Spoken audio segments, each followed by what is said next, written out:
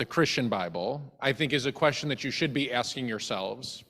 And the answer is that the rabbi is teaching it to you because I think that it actually teaches us a lot about who we are as Jews.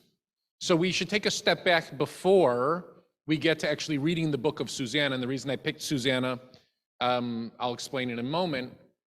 But there's a whole group of books, of narratives, that are called the Apocrypha. Has everybody heard the word Apocrypha before?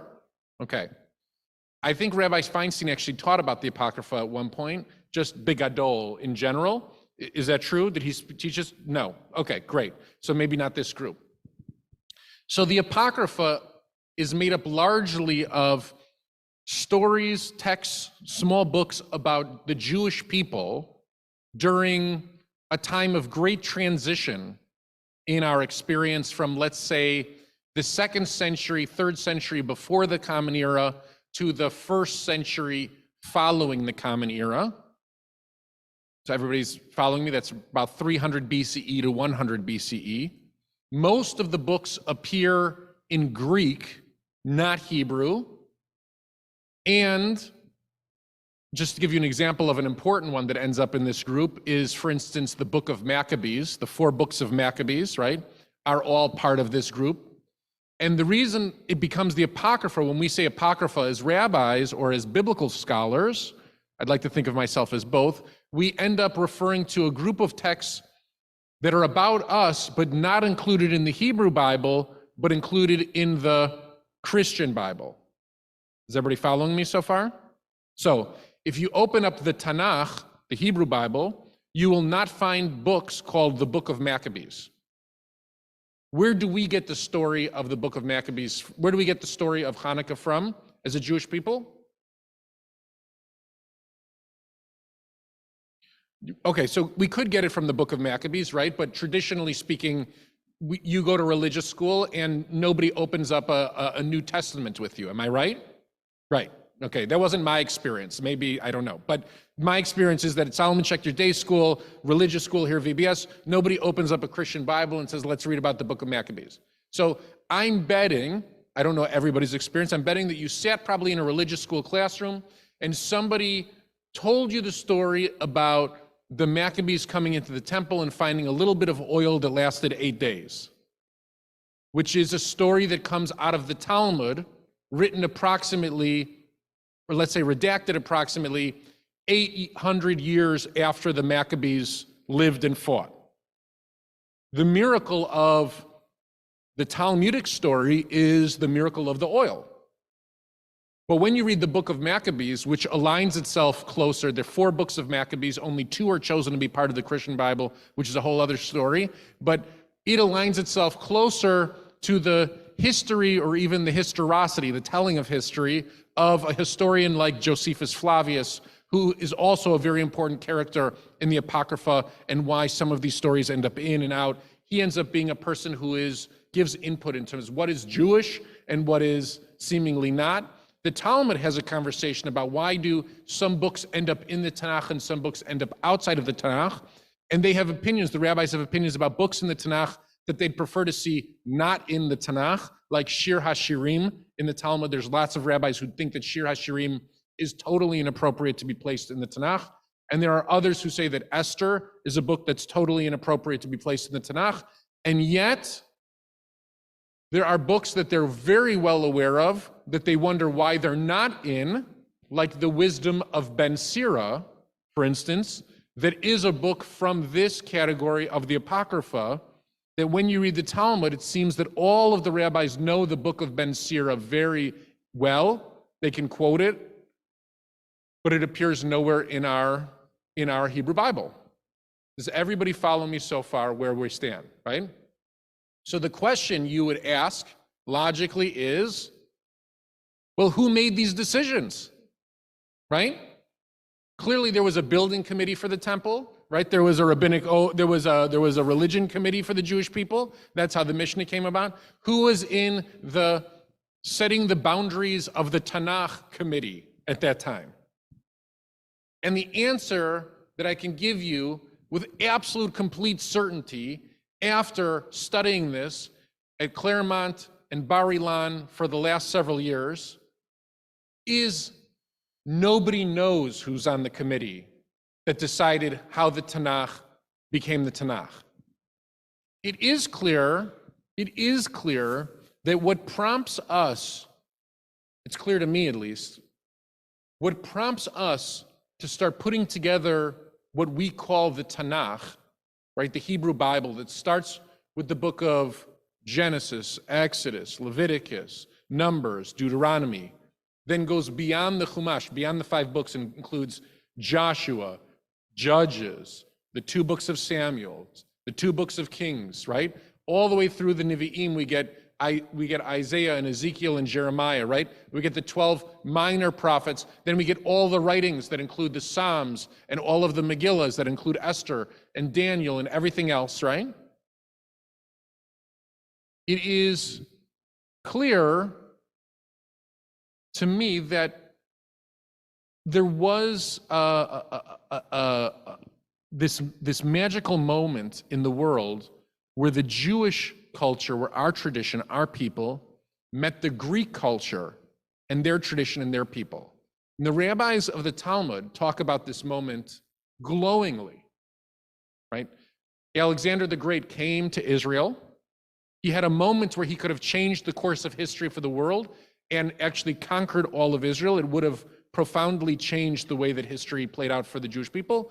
But he got to Jerusalem and he met the Assyrians in the north, and he decided to just stop at a certain point and leave. And actually, as he leaves, he ends up dying on his way back, and it's a tragic story. But the rabbis write for endless pages in the Talmud about meeting Alexandria. And I believe that at a certain point in that moment, the Greeks had created this amazing institution called the library. If a book was important, you knew it was important because the scroll of the book was placed in the library. And that's why the great library of Alexandria in Egypt was created. Think about it. If you have something that's important to you, where do you put it? You put it in Congress. You have very good access then. If we have something that's very important to us as a family, we put it on our mantle, all right? We put it on our mantle or in the bookcase for everybody to see something that's important to us. If we have an important piece of art, we put it on the wall to display for others to see. Is my family like your family a little bit? Just a little bit, right? Nice bar mitzvah wedding photos, they get put on the wall for people to see. As a society, we put things in the Library of Congress. Now, the Greeks are the beginners of this tradition of depositing books in their library. What's the first thing that they wanted to be put in their library? The writings of an author called Homer.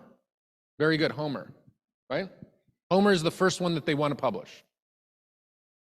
And it's also clear that when they come to the Jewish people and they start talking about the great institutions of Greek civilization, the library is at the forefront, and their writings and their drama and all of that stuff. And it shouldn't surprise you that the Jewish population in Israel at the time heard this and thought to themselves,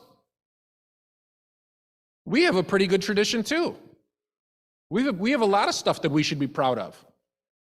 But if we have to deposit it in the library, what does that mean? We have to actually decide on a final form. And I'm not sure that anybody had quite decided or needed to decide exactly on a final form that needed to be written in a scroll that says beginning, end, with a red string around it, dropped in a box for the library.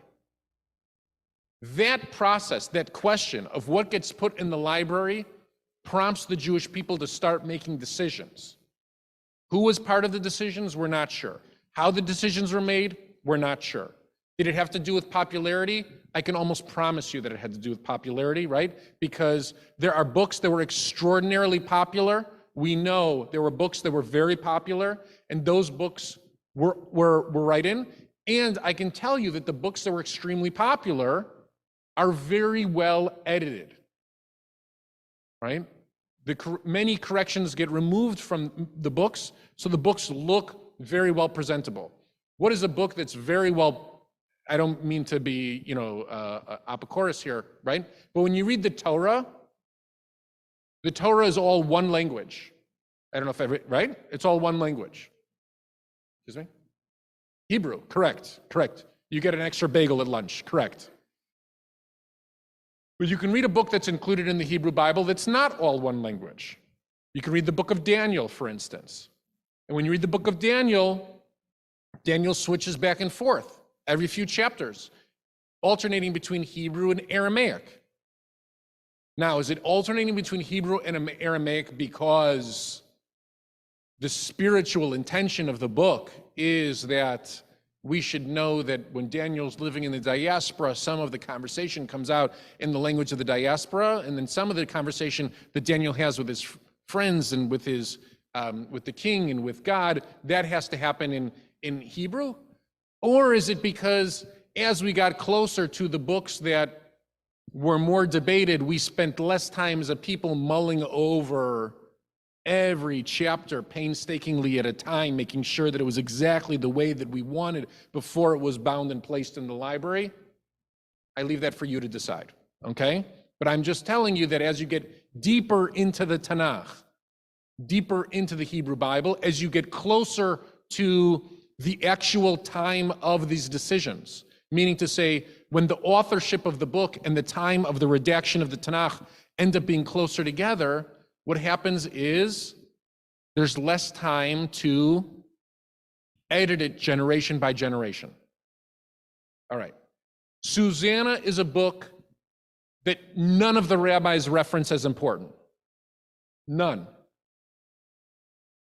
And I think it's really important that we read as a group. Okay?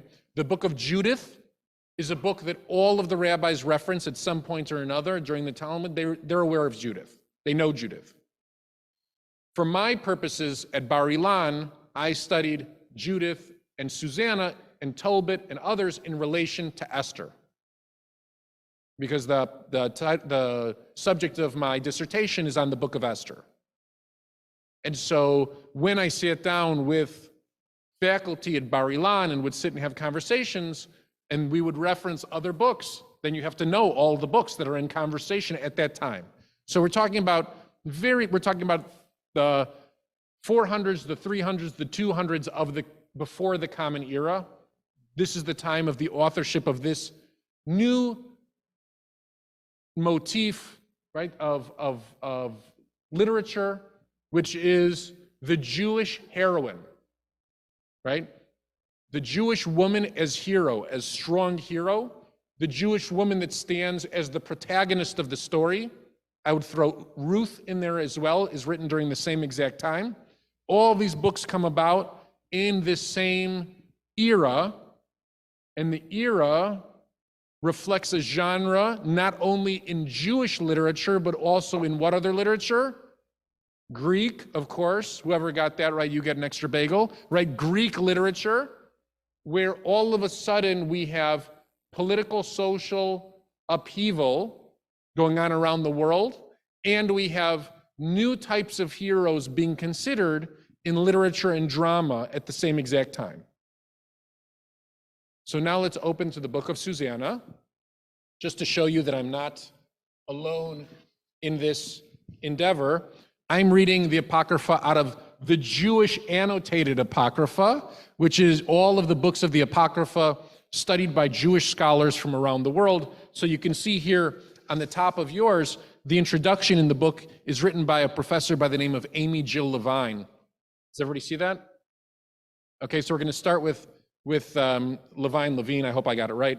We're going to start with her right there at the top, her name. Okay, we have lots of friends here on Zoom. This is terrific. Okay, everybody sees the one? There was a man living in Babylon. Does everybody see that? Okay, we're going to read the story together. Is there anybody who would like to read? Okay, great. Pearl and then Margie, you were volunteered by Howard. Great, that's great. It's always like a good husband to volunteer their wife for brother. Great, Pearl, go ahead. There was a man.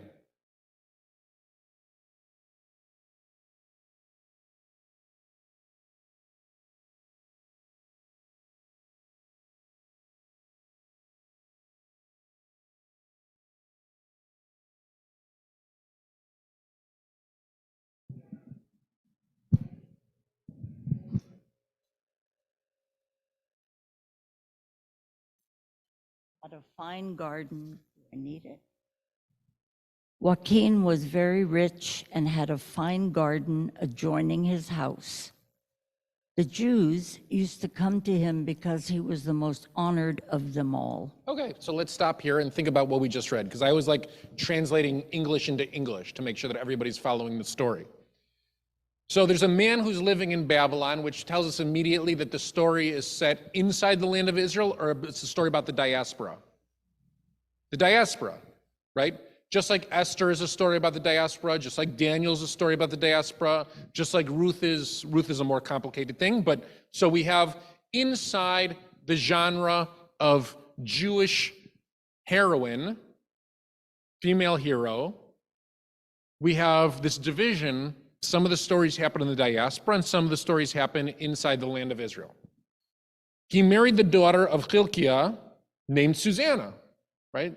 So Susanna is identified immediately as Jewish. That's exactly right. That's the purpose of that sentence. And yes, you get a bagel as well. Terrific. A very beautiful woman and one who feared the Lord. In the Hebrew Bible, anytime a woman is introduced as beautiful, okay, she has to be afraid. It's not going to be good for her. Okay? Beauty is a signpost for trouble. Okay, in the Hebrew Bible. Okay, Sarah is beautiful. She's taken immediately to the Pharaoh's harem. All right?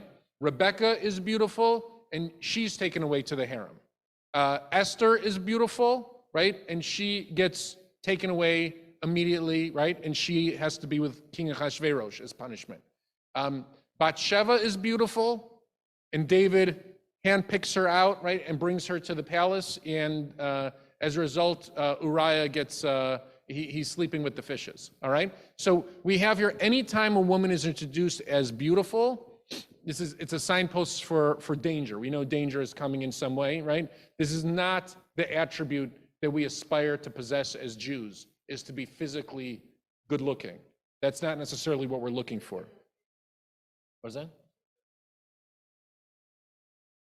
Sheker Achen. Okay, very good. All right. Her parents were righteous and had trained their daughter according to the laws of Moses. Now, what does this tell us about Susanna? She's educated. She herself, unlike Esther, right? Unlike Ruth, this is the only story about an educated woman who is actually trained to think Jewish by her parents. Now, her father he was very rich and had a fine garden adjoining to the house, or this is her husband rather, fine garden adjoining to the house, blah, blah, blah. And that makes him a macher, right? So he is a very important person in the community. So this is the setting of the story. They live in the diaspora, okay? And this is a family. They live in Amistoy Estates, in Encino, right? Their name is on the wall here at VBS, okay? And she is very, very knowledgeable, and he is a macher in the community. All right, Margie, would you like to read starting verse 5? Right behind you. That year, 2 elders from the people were appointed as judges. Concerning them, the Lord had said, wickedness came forth from Babylon, from elders who were judges, who were supposed to govern the people. So does God like these elders as judges or no? No, right? And just by and large, when we think back to this time in Jewish history, right? When we think to let's say before the Hasmonean revolt of 165, approximately 167, whatever we call it, BCE. Before that revolt, were the Jewish people trusting in the elders and institutional life? No, the answer is no, right? The the temple itself had been corrupted, okay, and the high priests had all taken Greek names, and Greek culture permeated Jerusalem, even into the temple itself. This was clearly not the Yiddishkeit that Jews thought that their parents and grandparents had taught them. And here in the book, we see that who does God not trust? The elders. And in the Tanakh, the elders are actually the group that Moses brings up on the mountain, that is a decision-making body all through the Tanakh up till here. Okay, go ahead, Margie, please. These men were frequently at Joachim's house, and all who had a case to be tried came to them there. Okay, so where did these men decide that they want to try cases? Right, in the garden, because they like to sit by the pool, right? Where do meetings happen for committees, right? They happen at somebody's house where people like to go and congregate. But were there to be a Beit Midrash, were there to be a synagogue, something that these elders would use as the setting to bring this kind of righteous judgment into the world, is not the case here in Babylonia, here in this moment. Okay, who would like to read the next paragraph? Great, thank you. We need the microphone, please, so people on Zoom can hear. I understand what's happening now. Thank you. Thank you, Roz. When the people left at noon, Susanna would go into her husband's garden to walk. Every day, the two elders used to see her going in and walking about, and they began to lust for her. They suppressed their consciousness and turned away their eyes from looking to heaven or remembering their duty to administer justice. Both were overwhelmed with passion for her, but they did not tell each other of their distress, for they were ashamed to disclose their lustful desire to seduce her. Day after day, they watched eagerly to see her. So these two men, right, they would stick around longer than they were supposed to because they knew that at the moment that they were supposed to leave, that the judgment was supposed to be over, that's when Susanna came out of the house. And they would wait for this moment to see Susanna. Each one lusting after her, but each one feeling uncomfortable about it, so they didn't share it with each other. They didn't share. Each one of them is possessing this feeling inside.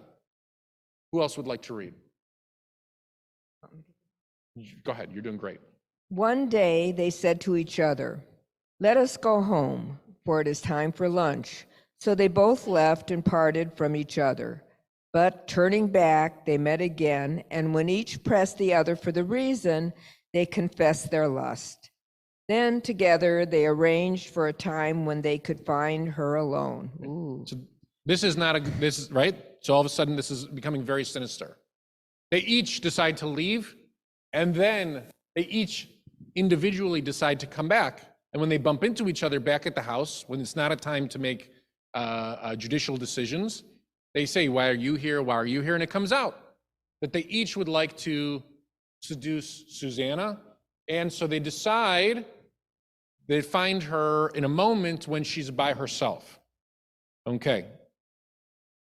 Once, while they were watching for an opportune day, she went in as before with only 2 maids and wished to bathe in the garden, for it was a hot day. No one was there except the 2 elders who had hidden themselves and were watching her. She said to her maids, "Bring me olive oil and ointments, and shut the garden doors so that I can bathe." So I think she was trying to make a salad, but she goes to bathe. And I think in modernity, we can't possibly appreciate that in antiquity, people kind of lived on top of each other, and there were very private moments that they had to accomplish, and we all knew when these moments were, and there was a certain amount of discipline to make sure that we gave people privacy, right? We can see this in the King David Bathsheba story as well, right? That he's in the castle, and he looks out the window, and sure enough, at that moment, Bathsheba is on the rooftop, and she's bathing herself. And King David looks from his window down onto the rooftop, and he says, "I would like that," right? This is, you have to think to yourself, that wasn't the first time that David saw somebody bathing out the window. It's not the first time that Bathsheba had suspected that somebody might be looking at her out the window. We, in antiquity, didn't have showers and ensuite bathrooms and things like that to ensure our privacy. And in fact, even today, in less developed societies, let's just say, there still is a certain degree of this notion that happens all around the world. Okay, thank you, Roz. They did as she told them. They shut the doors of the garden and went out by the side doors to bring what they had been commanded. They did not see the elders because they were hiding. When the maids had gone out, the 2 elders got up and ran to her. They said, "Look, the garden doors are shut and no one can see us. We are burning with desire for you, so give your consent and lie with us. If you refuse, we will testify against you that a young man was with you, and this was why you sent your maids away." Okay, so they come to her and they not only present their case, but they try in many ways to not only seduce her, but to Threaten her. threaten her. That's exactly right. Compromise her, threaten her, all those things, right? It's not only that they'd like to have sex with her, they want her to know that if the answer is no, right, there'll be consequences for her as well, right? They try to put her in a corner that she can't get out of. Now, and who is telling her, who is threatening her with these legal consequences? The judges themselves.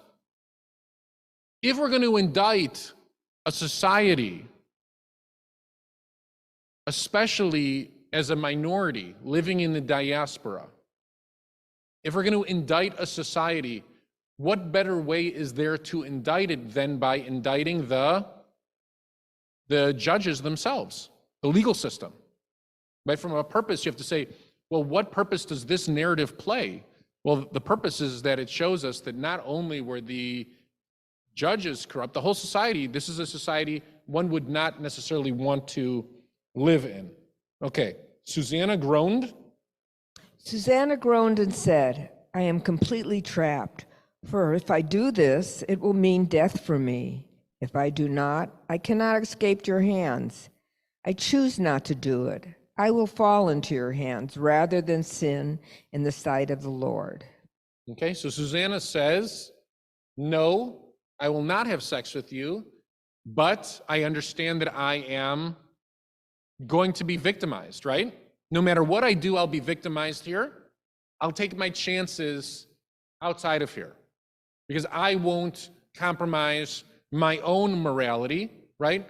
Let's argue this with other people at some other point. And her trust is placed in God, right? That's who she says is watching her. Because in a moment where judges and the legal system are not to be trusted, she places her trust in a higher authority. I don't know if you ever heard the slogan, but they used to advertise at Wrigley Field growing up. Hebrew National, what is it? Oh, yes. Hebrew National, we answer to a higher authority. We've heard this, right? It's like Susanna, she answers to a higher authority. Yeah, go ahead. It's a very good question. He's in the house. That's how big the estate is, or the office, or whatever it might be. I don't. That's a really good one. We'll talk at the very end about the lessons to be learned from this. But I think that, you know, her husband and what role he plays in this, and we'll see he comes back into the story clearly in a minute. But that's something for all of us to consider. Now, I don't think that he, you know, I don't think the story is meant to teach us that it was his responsibility to watch her bathe every single day.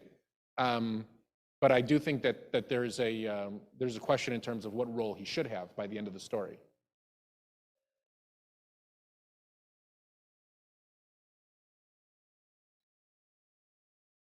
To call for her husband, right? Exactly. I don't know. It's a good question. It's a really good question, Howard. Okay. Then Susanna cried out with a loud voice, and the 2 elders shouted against her. And one of them ran and opened the garden doors. When the people in the house heard the shouting in the garden, they rushed in the side door to see what had happened. And when the elders told their stories, the servants felt very much ashamed. for nothing like this had ever been said about Susanna. The next day, when the people gathered at the house of her husband Joachim, the two elders came, full of their wicked plot to have Susanna put to death.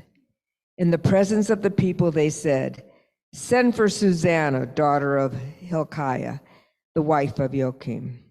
So they sent for her, and she came with her parents, her children, and all her relatives. Now, Susanna was a woman of great refinement and beautiful in appearance. As she was veiled, the scoundrels ordered her to be unveiled, so that they may feast their eyes on her beauty. Those who were with her and all who saw her were weeping. Now, is Susanna, when she shows up for the trial, is she on trial alone? Is she on trial alone? Well, they have compassion for her. She's on trial alone, I heard someone say, but she also brings her entire family, right? And in some ways, this brings us back to the stories about the crucible, right? I don't know if you remember Arthur Miller's play, right? But the play is not only about the trial of the girls, are they a witch, are they not a witch, this, that, and the other. The whole family ends up being put to a test through the trial. Next time I come back, we'll all read Arthur Miller's The Crucible together. I'm getting too many blank stares about an important piece of American literature. Okay, let's keep reading. Then the two elders stood up before the people and laid their hands on her head. Through her tears, she looked up towards heaven, for her heart trusted in the Lord.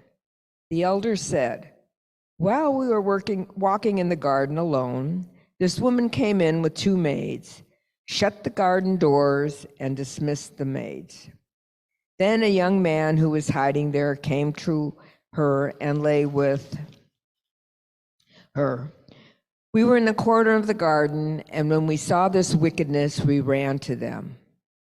Although we saw them embracing, we could not hold the man because he was stronger than we, and he opened the doors and got away. We did, however, seize this woman and asked her who the young man was, but she would not tell us. These things we testify. Because they were elders of the people and judges, the assembly believed them and condemned her to death." All right, so this is it. And I think this is a question, the husband is not mentioned in terms of, maybe he's part of the relatives, maybe he's not, but her parents are mentioned, right? Her relatives are mentioned in terms of who comes. These two men testify that they saw this incident occur in the garden, right? Now, in the Torah itself, it talks about infidelity through the bizarre, again, we'll come back to Arthur Miller's The Crucible, which I think is an important thing for all of us to understand, this kind of, this Salem idea, the Salem thread through all of this. The idea of the soda ritual. I don't know if anybody's ever heard of the soda ritual, right? Where a man believes that his wife has been unfaithful, and so a document is drawn up by the priest that is the accusation, and the document is dipped in water, and the ink of the document all drains into the water. It mishes into this dirty water, and they make the woman drink it, right? They make the woman drink it because she literally drinks the accusation into herself. And the question of whether she lives or she dies is based on, how everybody perceives her reaction, essentially, right, to the document. Now, in antiquity, in here, or rather I should say, like when I say antiquity, I mean like the times of the Torah. We're talking about ancient Israel. This time here in Babylonia, while according to American history, this is ancient history, according to us, this is the more modern part of the Hebrew Bible, or this is so recent in the Hebrew Bible that it's not actually included in the Hebrew Bible at all, right? This is, when we talk about Greco-Roman times, this is the beginning of Greco-Roman times, right? And it's set in Babylonia. This isn't set in Israel, and it's not set in Egypt or Greece or something like that. But you have to imagine the same rules apply here as the Torah lays out. How many witnesses are present to accuse her? 2. right? The Torah says it has to be 2 witnesses, right? The witnesses have to warn the person in the moment if the death penalty is being brought. You're about to commit a transgression in which the death penalty can be evoked, and the incident has to continue, right? So you can't just walk up to somebody and say, I caught you breaking Shabbos, now we put you to death. They have to walk up to somebody and say, I'm going to warn you, both of us are here and we both know the rules of Shabbos, and you're violating Shabbos in front of the entire community, and we're warning you that as a result, you could be put to death. And the person has to say, to hell with you, right? There's a protocol, and these elders know the protocol. Susanna, we know, was trained in Jewish law. She knows the protocol, and they're bringing forward a story that is exactly in keeping, right? This is the worst kind of person to be accused by, is to be falsely accused by somebody who brings a false accusation that is exactly according to the law itself. Everybody following me so far? Okay, let's continue for, so they bring the accusation, they believe them and condemn her to death. So then Susanna cried out with a loud voice and said, O eternal God, you know what is secret and are aware of all the things before they come to be. You know that these men have given false evidence against me, and I am to die, though I have done none of the wicked things that they have charged against me. The Lord heard her cry. Just as she was being led off to execution, God stirred up the Holy Spirit of a young lad named Daniel. Now, this is the first appearance of Daniel, right? This is boy Daniel. We know adult Daniel from the book of Daniel, right? We all know the stories of Daniel, the one who comes before Nebuchadnezzar and Darius, and he goes into the pit with the lions, right? He embodies such a belief in God that he stands, they throw him in the pit with the lion, and the lion bows down before Daniel, right? Daniel is the reason why we pray to Jerusalem, is because Daniel prayed to Jerusalem, right? He always, when he prayed during the day, he would face out the window and look to see Jerusalem. Could he see Jerusalem from Babylonia? Clearly not. We understand now in Los Angeles that when we pray, we're supposed to look toward Jerusalem in the same way that Daniel looked towards Jerusalem. So Daniel is a character, the seminal character in diaspora in this time, and he makes an appearance in the story. Yeah. Yeah. It's such a good question. It comes so close to the soda ritual, and yet it doesn't. And so I don't know if here it's because the accusation is that they, so let me put it this way. In the Torah, the soda ritual is brought forward by the husband. Here, the case is brought forward by these 2 judges. That's the only reason why I can think of. Other than that, they get awfully close to one another. It's a fantastic question. Yeah.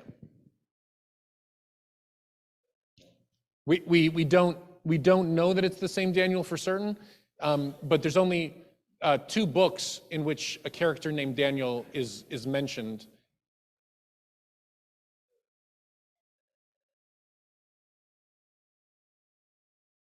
Yes, there is time relationship between when these 2 things were written, and both of them take place in Babylon, and we'll see by his message that it's clearly a boy that steps forward to be a spokesperson for God, right? God chooses this boy to step forward at this moment, and Daniel, for the rest of his life, ends up being a leader and a spokesperson for God and the Jewish people in a diasporic setting.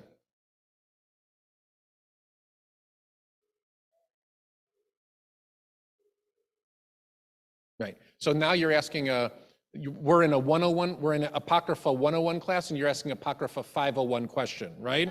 So the question of we'll talk about that as soon as we're done with this book, because we can all have this conversation just like I could. Whose purpose does the story serve? Who would have written such a story? Why is it not included in the Tanakh? Right? Okay.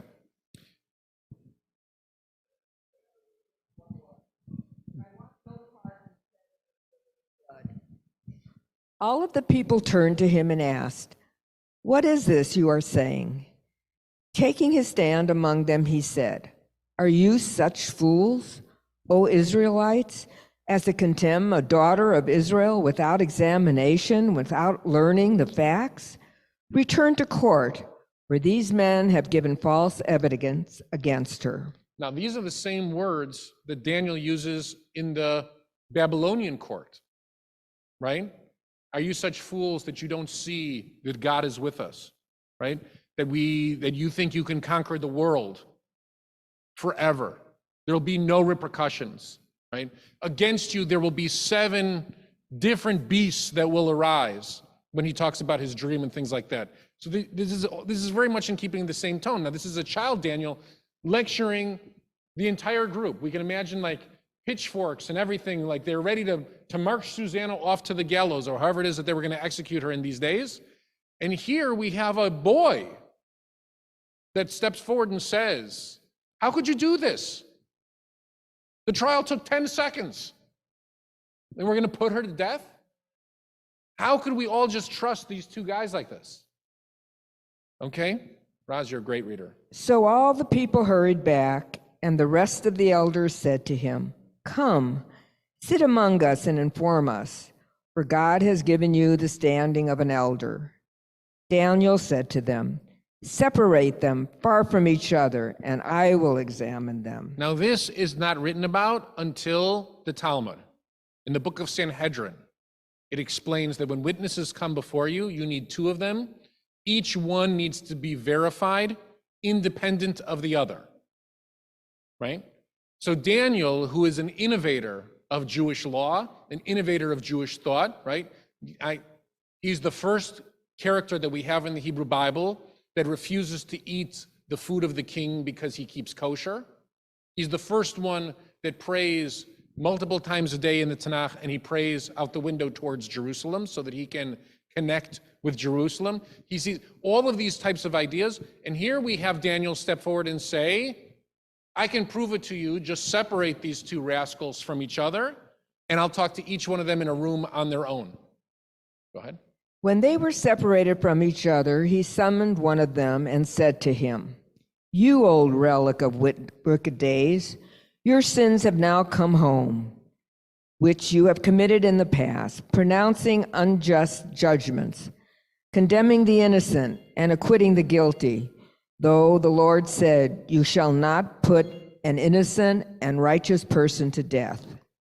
Now then, if you really saw this woman, tell me this. Under what tree did you see them hiding, intimate with each other?" He answered, "Under a mastic tree." And Daniel said, "Very well. This lie has cost you your head, for the angel of God has received the sentence from God and will immediately cut you in 2.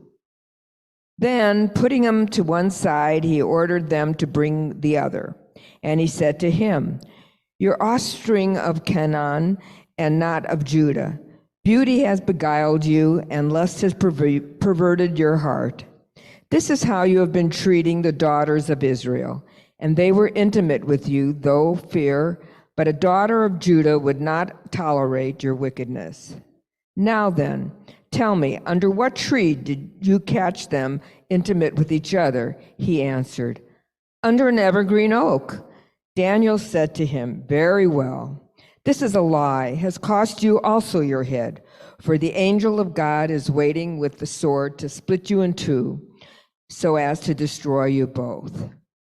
Then the whole assembly raised a great shout and blessed God who saves those who hoped in him. And they took action against the 2 elders because of their own mouths. Daniel had convicted them of bearing false witness. They did to them as they had wickedly planned to do to their neighbor. Right? This is exactly what happens to Haman. The same sentence, right? What happened? Haman is hung on the same gallows that he had prepared for Mordecai. Does everybody understand the motif of it all? Right? So this is one after the next, right? These are the retributions occur according to their plans. Go ahead. Acting in accordance with the law of Moses, they put them to death. Thus, innocent blood was spared that day.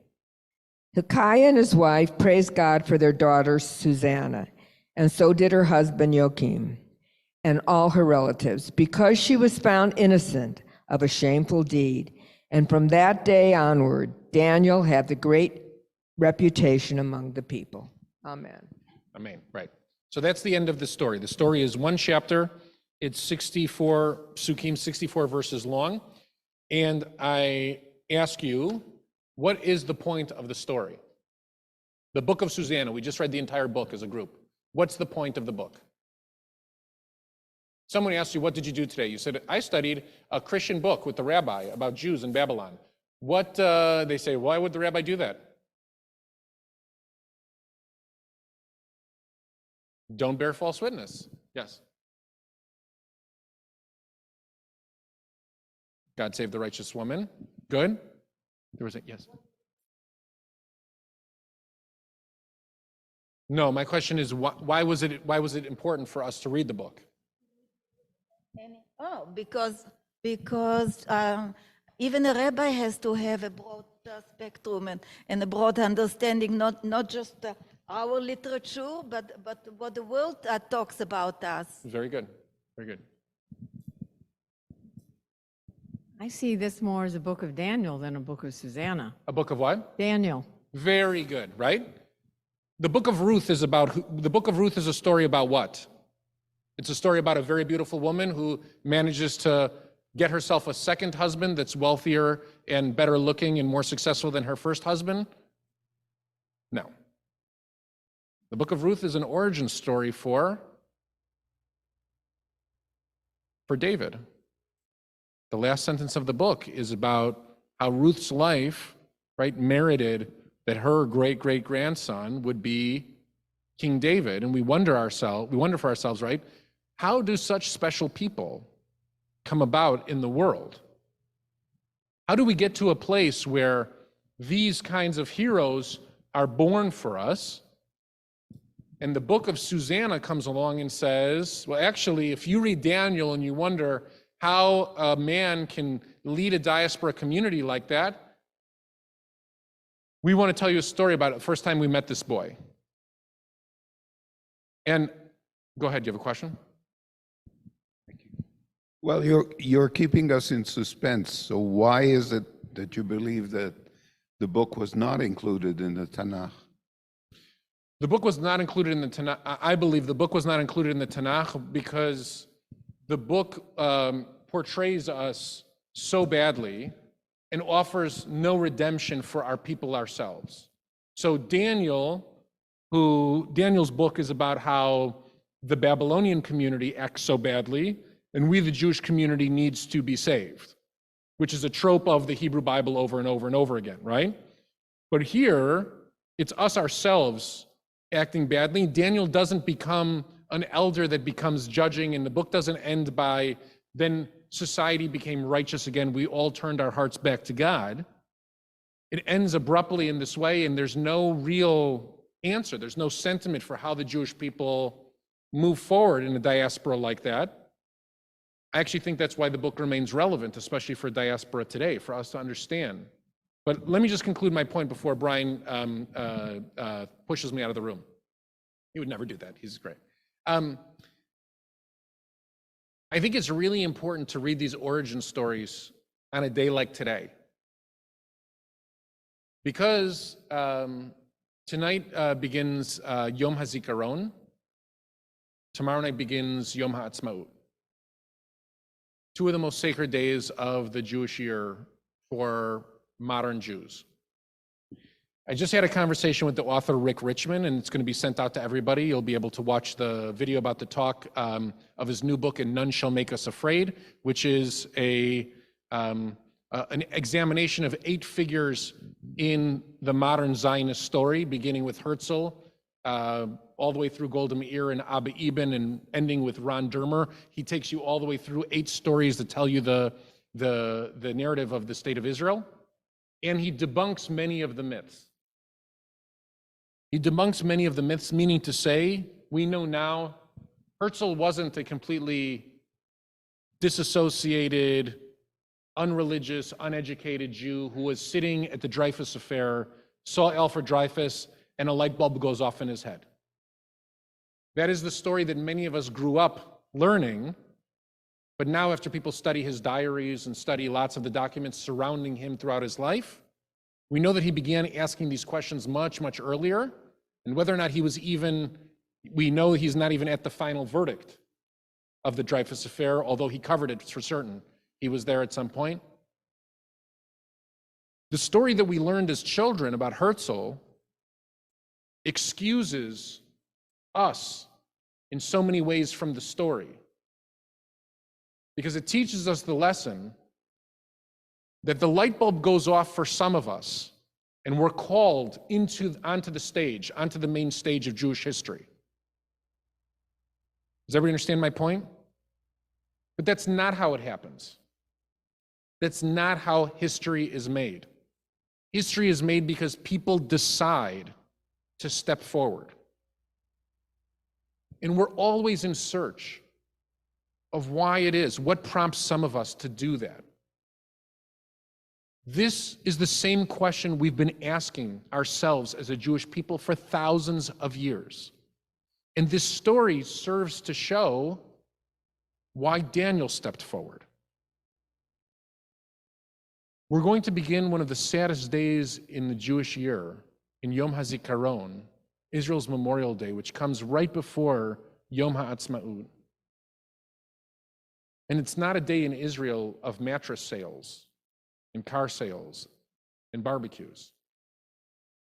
It's a day of weeping. It's a day of gratitude.